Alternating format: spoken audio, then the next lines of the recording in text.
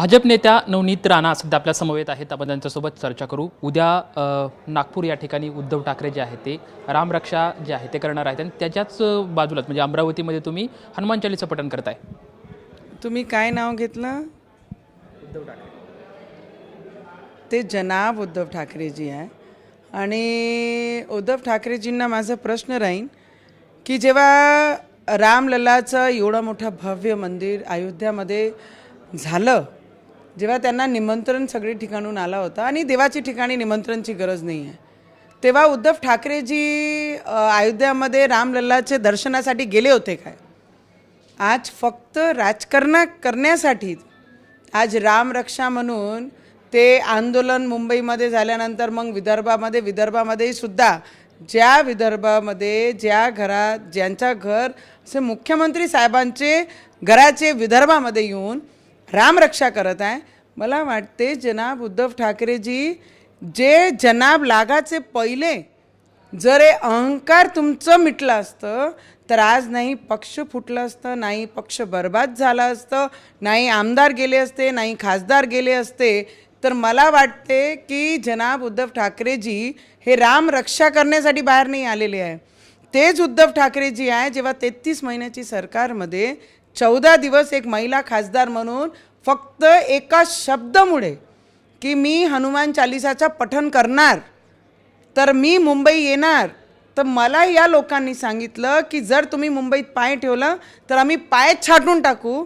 आज तेच जनाब उद्धव ठाकरेजी आहे जे रामरक्षाची गोष्ट करत आहे, हनुमान चालिसाचं पठण करण्याचं गोष्ट म्हणत आहे. तर जनाब उद्धव ठाकरेजी, तुम्ही रामरक्षा करत नाही आहे, तुम्ही पक्ष रक्षा करण्याकरिता बाहेर निघालेले आहे. आणि आदरणीय या राज्याचे मुख्यमंत्री साहेब आमचे देवेंद्र फडणवीसजी, त्यांना मनापासून अभिनंदन केलं पाहिजे की मुख्यमंत्री असावं तर कसा असावं. एक मुख्यमंत्री म्हणते तुम्ही रामरक्षा वाचा आणि मी तुमच्यासोबत रामरक्षा वाचतो, आणि एक मुख्यमंत्री 33 महिन्या मुख्यमंत्री होते जनाब उद्धव ठाकरेजी, तर फक्त हनुमान चालिसाचं नाव घेतलं तर जेलामध्ये राजद्रोह लावून मला जेलामध्ये 14 दिवस ठेवला होतं. तर जनाब उद्धव ठाकरेजी, तुम्हालाही मी विनंती करते, नागपूरपासून अमरावती फक्त 150 किलोमीटर आहे. आपण अमरावतीत या, आपण बसून तुमचं स्वागती करू, हनुमान चालिसाचं पठण करू, त्याकरिता तरी तुम्ही या. पण उद्धव ठाकरेजी, जनाब उद्धव ठाकरेजी, बहुत लेट कर दी तुमने राम जी को याद करने में. सर बर्बाद होने के बाद रामलल्ला याद आए आपको. अयोध्येतलं राम मंदिर हे संबंध हिंदुस्थानाचं एक अधिष्ठान आहे आणि ते सर्व त्याला ते पूजनीय आहे. का तर राम एक वचनी होते, एक पत्नी होते, एक बाणी होते. हा एक वचनीपणा, एक बाणीपणा भाजप पाळत नाही असं संजय राऊत किंवा एकंदरीतच उद्धव ठाकरे असं म्हणतात की भाजपाचं हे ढोंगी रामप्रेम आहे असं त्यांनी टीका केली.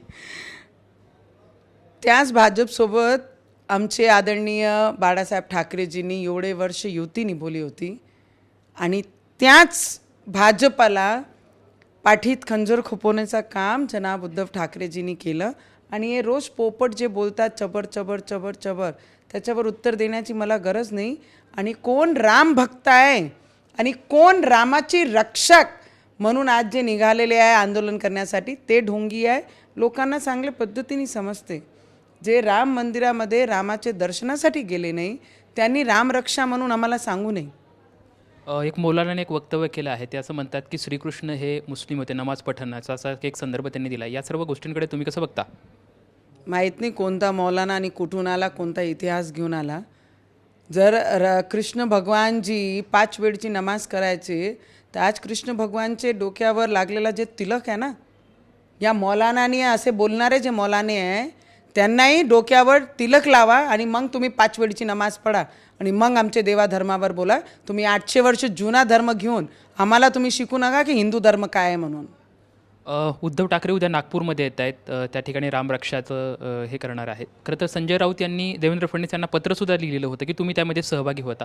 तुम्हाला सुद्धा जर आमंत्रण आलं तर उद्या तुम्ही नागपूरमध्ये सहभागी होणार का? या ठिकाणची हनुमान चालीसा पठण केल्याच्यानंतर जर तिकडं आमंत्रण आलं तर? आमचे विदर्भाचे लोक खूप सुसंस्कृत जपतात आणि आमचे मुख्यमंत्री साहेब हे विदर्भातले आमचा स्वाभिमान म्हटलं जाणारा मुख्यमंत्री म्हणजे आमचे देवेंद्र फडणवीसजी आहे.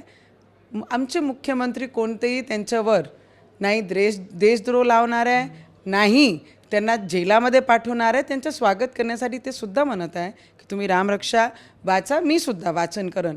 आणि जर त्यांनी, मला वाटते की आम्ही सुद्धा अमरावतीमध्ये हनुमान चालीसा उद्या 2 वाजता दुपारी आम्ही सुद्धा सुरू करणार आहे कि देर आए पर राम जी की याद जरूर जनाब उद्धव ठाकरे जी को आई है.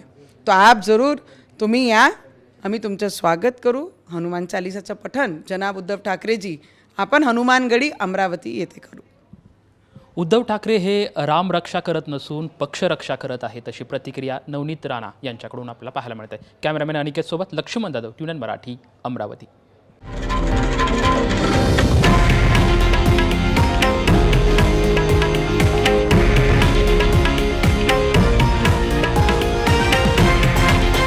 हे आहे देशातील नंबर 1 न्यूज नेटवर्क आणि आपण पाहत आहात TV9 मराठी, एकमेव.